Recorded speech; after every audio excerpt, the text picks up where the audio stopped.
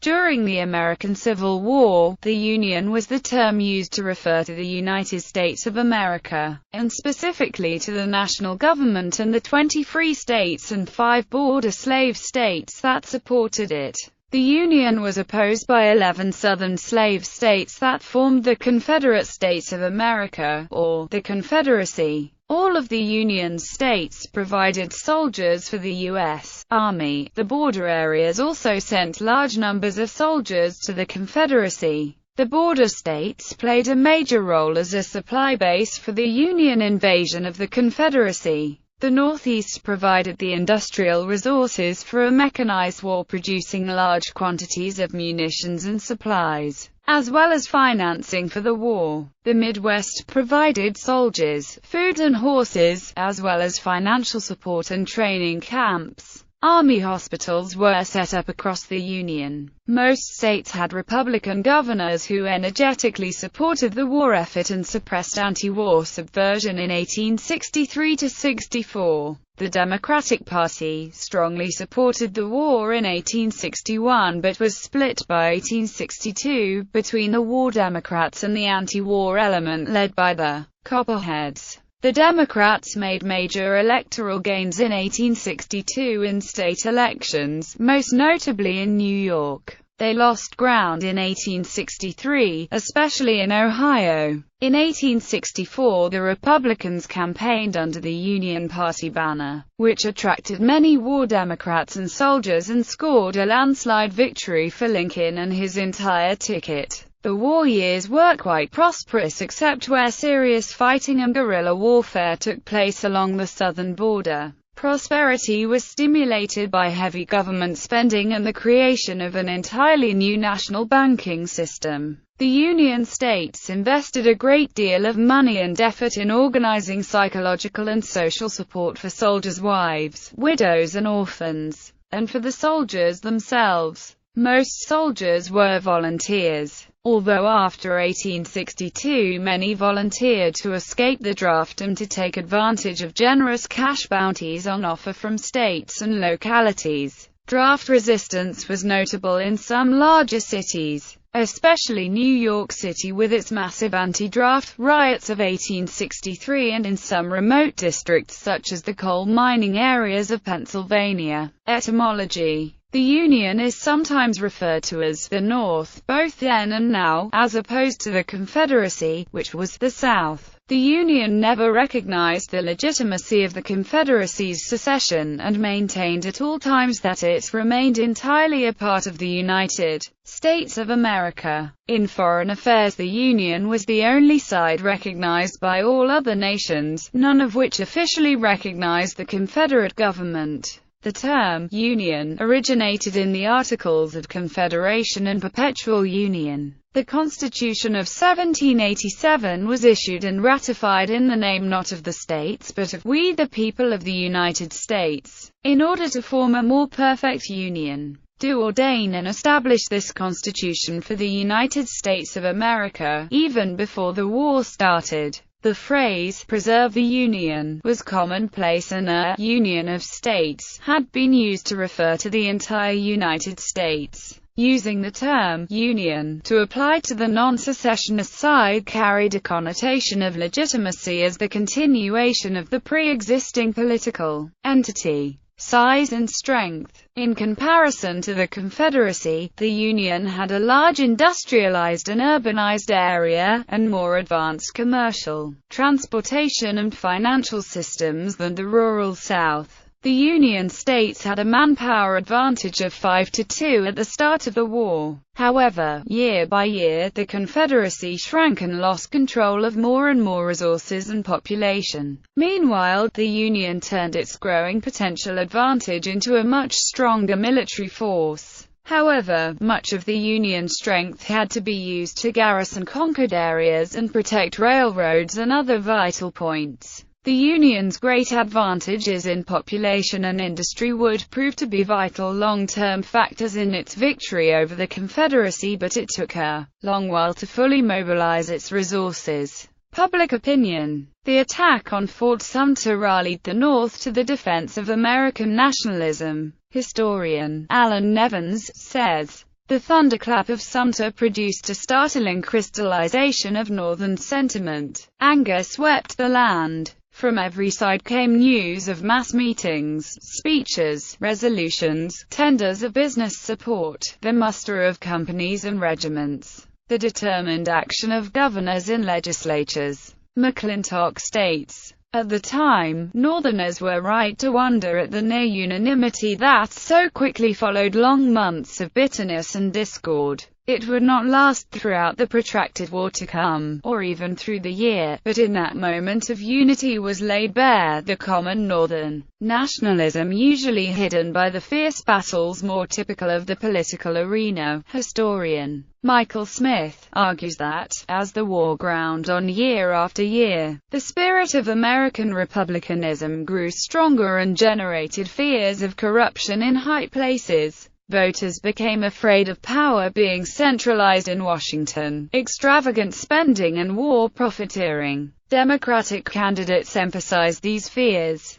The candidates added that rapid modernization was putting too much political power in the hands of Eastern financiers and industrialists. They warned that the abolition of slavery would bring a flood of freed blacks into the labor market of the North. Republicans responded with claims of defeatism. They indicted Copperheads for criminal conspiracies to free Confederate prisoners of war. They played on the spirit of nationalism and the growing hatred of the slave owners, as the guilty party in the war. President Lincoln. Abraham Lincoln did not look the part of a president, but historians have overwhelmingly praised the political genius of his performance in the role. His first priority was military victory. This required that he master entirely new skills as a strategist and diplomat. He oversaw supplies, finances, manpower, the selection of generals and the course of overall strategy. Working closely with state and local politicians, he rallied public opinion and articulated a national mission that has defined America ever since.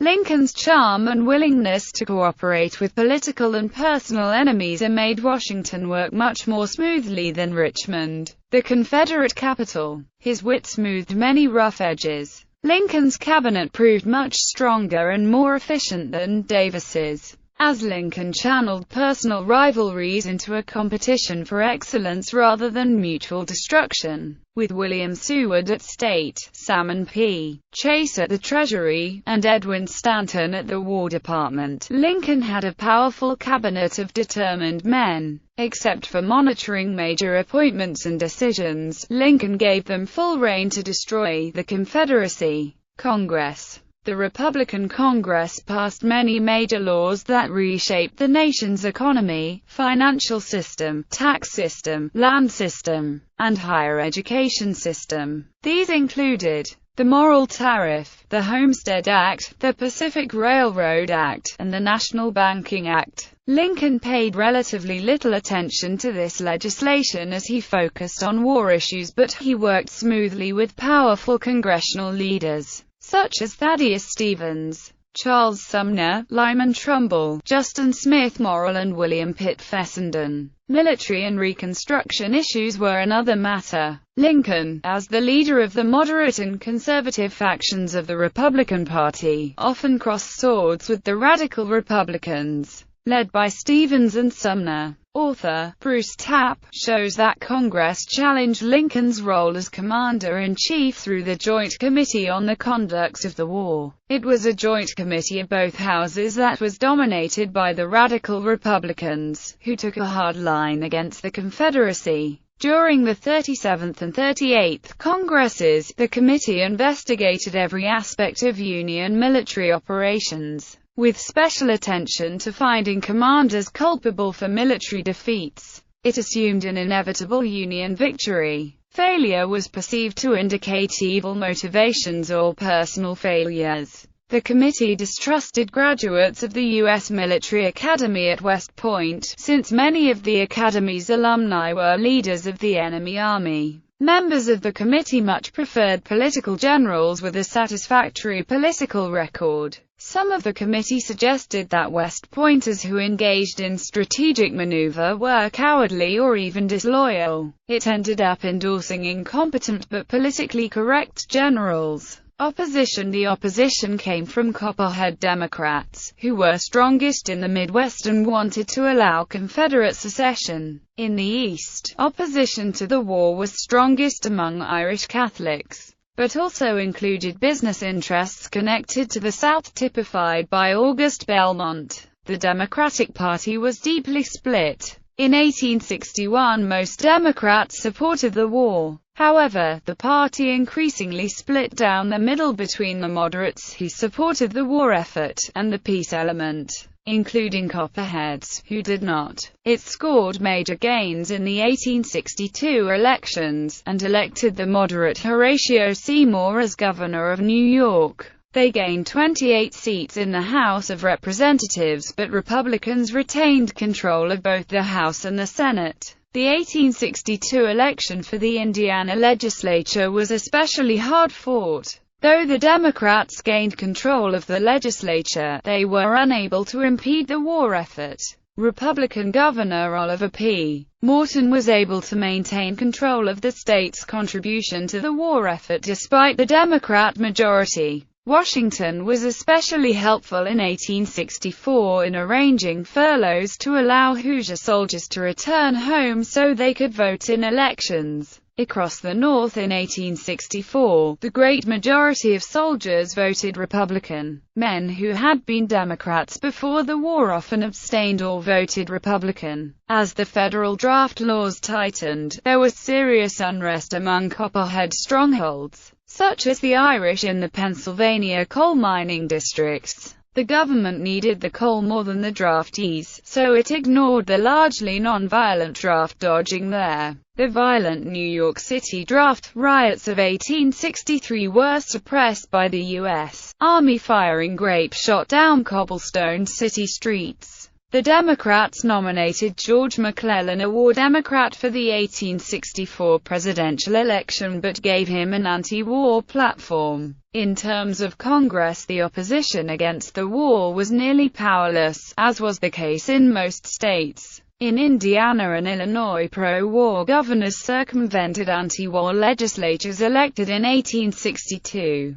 For 30 years after the war, the Democrats carried the burden of having opposed the martyred Lincoln, the salvation of the Union and the destroyer of slavery. Copperheads. The Copperheads were a large faction of Northern Democrats who opposed the war, demanding an immediate peace settlement. They said they wanted to restore the Union as it was, but they realized that the Confederacy would never voluntarily rejoin the U.S. The most prominent Copperhead was Ohio's Clement L. Vallandigham, a congressman and leader of the Democratic Party in Ohio. He was defeated in an intense election for governor in 1863. Republican prosecutors in the Midwest accused some Copperhead activists of treason in a series of trials in 1864. Copperheadism was a grassroots movement, strongest in the area just north of the Ohio River, as well as some urban ethnic wards. Some historians have argued that it represented a traditionalistic element alarmed at the rapid modernization of society sponsored by the Republican Party. It looked back to Jacksonian democracy for inspiration, with ideals that promoted an agrarian rather than industrialized concept of society. Weber argues that the Copperheads damaged the Union war effort by fighting the draft, encouraging desertion and forming conspiracies.